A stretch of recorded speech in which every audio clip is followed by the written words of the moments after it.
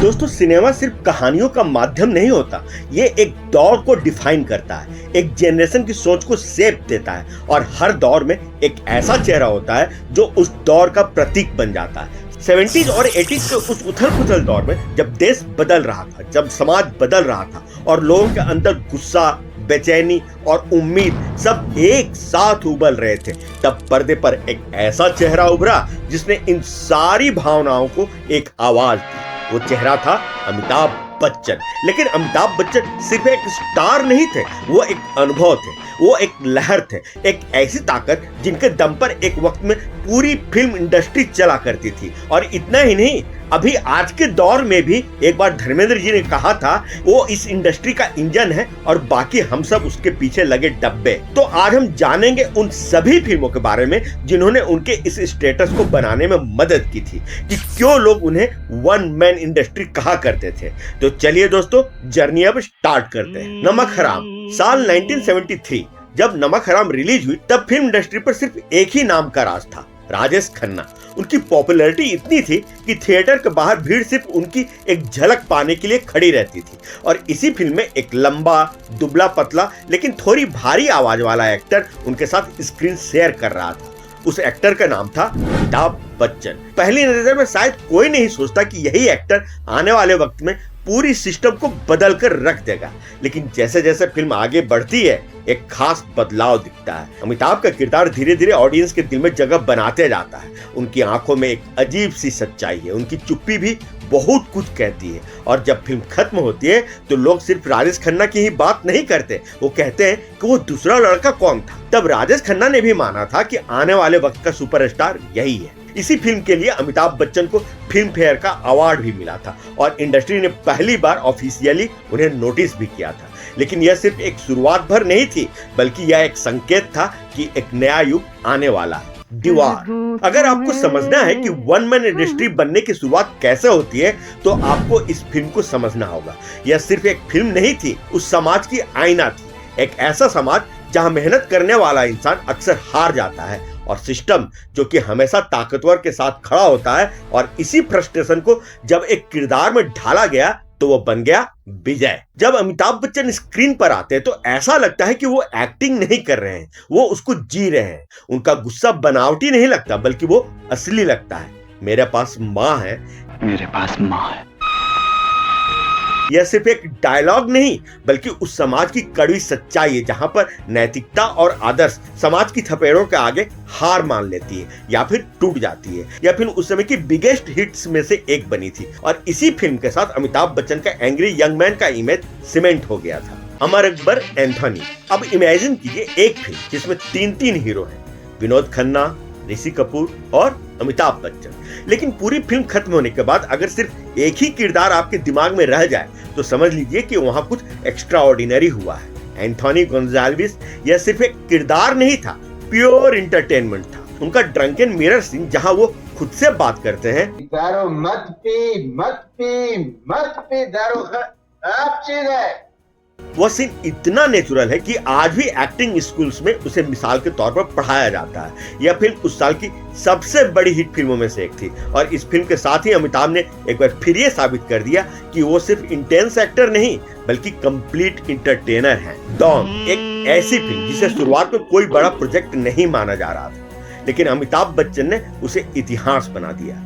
Double role, दो बिल्कुल अलग पर्सनैलिटीज, एक रूथलेस क्रिमिनल और एक इनोसेंट आदमी, और दोनों को इस फाइननेस के साथ निभाना यह हर एक्टर के बस की बात नहीं थी। डॉन को पकड़ना मुश्किल ही नहीं, नामुमकिन है। डॉन को पकड़ना मुश्किल ही नहीं, नामुमकिन है।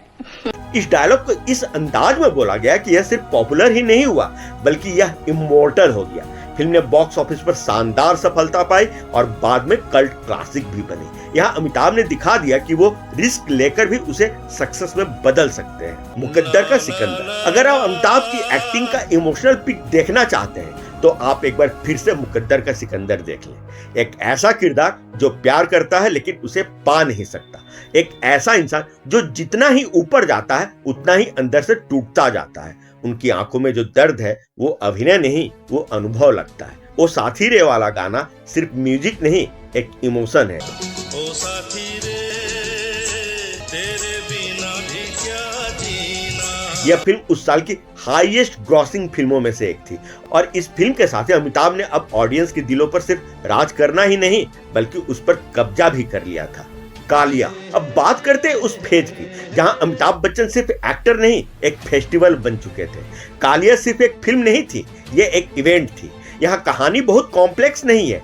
एक आम आदमी सिस्टम से टकराता है और फिर अपने ही अंदाज में उसे बदल देता है। वैसे भी इस फिल्म की असली ताकत इसकी कहानी नहीं थी, इस फिल्म की असली ताकत थी अमिताभ बच्चन का एटीट्यूड, उनकी चाल, उनकी बॉडी लैंग्वेज, उनकी आंखों में वो कॉन्फिडेंस। ऐसा लगता है कि जैसे स्क्रीन पर कोई किरदार नहीं जबकि एक पूरा स्टारडम चल रहा है।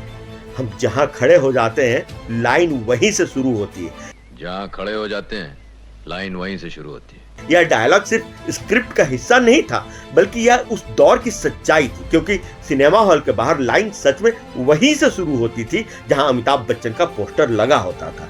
यह फिल्म उस समय की कई बड़ी कॉमर्शियल सक्सेस में से एक बनी थी और सिंगल स्क्रीन ऑडियंस में तब अमिताभ बच्चन की पकड़ और मजबूत हो गई थी। अब हिंदुस्तान के ऑडियंस में एक बहुत बड़ा बदलाव आ चुका था।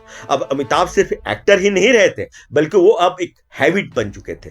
लोग फिल्म देखने नहीं जाते थे, लोग अमिताभ देखने जाते थे। और जब ऑडियंस एक्टर के लिए टिकट खरीदने लगे तब समझ लीजिए वन मैन इंडस्ट्री अपने पीक पर पहुंच चुका है। शहंशाह। जैसा कि ये अक्सर होता है कि हर एक कहानी में एक मोड़ आता ही आता है, तब जहां लगता है कि अब शायद सब कुछ खत्म हो गया है। 80s के आखिर में अमिताभ बच्चन के साथ भी कुछ ऐसा ही हो रहा था। नई जनरेशन आ रही थी, नए चेहरे, नया सिनेमा और धीरे धीरे वो अजय सा लगने वाला स्टार थोड़ा कमजोर नजर आने लगा था। लेकिन वो जानते हैं ना कि महानता की असली पहचान ही यही होती है कि आप वापसी कैसे करते हैं। और फिर आती है फिल्म शहंशाह। शुरुआत से ही फिल्म का हाइप कुछ अलग था, पोस्टर्स अलग थे, लुक अलग था और सबसे खास था अमिताभ का डुअल पर्सनैलिटी कॉन्सेप्ट। दिन में एक ईमानदार दबा हुआ इंसान और रात में सिस्टम को अपने तरीके से ठीक करने वाला शहंशाह। जैसे ही फिल्म रिलीज हुई थिएटर के बाहर भीड़, एडवांस बुकिंग हाउसफुल और अंदर हर डायलॉग पर तालियों की गूंज।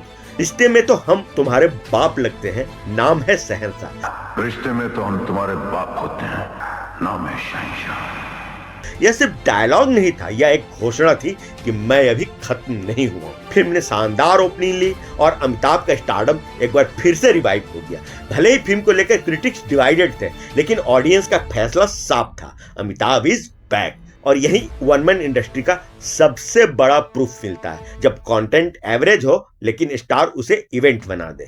Grand conclusion. तो दोस्तों अगर आप इन सारी फिल्मों को एक साथ जोड़कर देखें तो आपको एक कहानी नजर आएगी, एक ऐसे इंसान की कहानी जो धीरे धीरे एक एक्टर से एक फिनोमेनन बन जाता है, जो सिर्फ फिल्में नहीं करता बल्कि एक दौर बनाता है। और यही वजह है कि आज भी जब वन मैन इंडस्ट्री की बात होती है तो जहन में सिर्फ एक ही नाम सामने आता है, अमिताभ बच्चन। लेकिन यहाँ एक जरूरी बात समझनी होगी, सिनेमा कभी रुकता नहीं और समय के साथ हर दौर में नए सितारे आते हैं। अमिताभ बच्चन के बाद भी कई ऐसे सुपरस्टार हुए जिन्होंने अपने दम पर फिल्मों को हिट, सुपरहिट और कई बार तो ब्लॉकबस्टर और ऑल टाइम ब्लॉकबस्टर भी बनाया। लेकिन फर्क सिर्फ इतना है कि अमिताभ बच्चन के बाद कोई भी बड़ा से बड़ा स्टार वन मैन इंडस्ट्री नहीं बन पाया। आपको क्या लगता है मेरी इन दावों में कितनी सच्चाई है? आप अपने तरीके से लेकिन तथ्यों के साथ जवाब दे सकते हैं। आपके उन जवाबों से हो सकता है कि हमें भी अपने कंटेंट में सुधार लाने की गुंजाइश लग सके, लेकिन जवाबों में फैक्ट्स भी होने चाहिए। और हाँ, जाने से पहले आप सभी से वही छोटी सी रिक्वेस्ट कि अगर आपने अभी तक इस वीडियो को लाइक, शेयर और चैनल को सब्सक्राइब नहीं किया है तो आप प्लीज उसे अभी के अभी जरूर कर लीजिए। हम आपके लिए ऐसी ही कंटेंट बेस्ड वीडियो लाते ही रहते हैं। तो फिर मिलते हैं अगले वीडियो में किसी नए टॉपिक के साथ। तब तक के लिए आप सभी को आपके दोस्त और होस्ट आकाश वर्मा की तरफ से प्यार भरा नमस्कार। आप देख रहे हैं एनकेडी अड्डा, दिल से फिल्मी।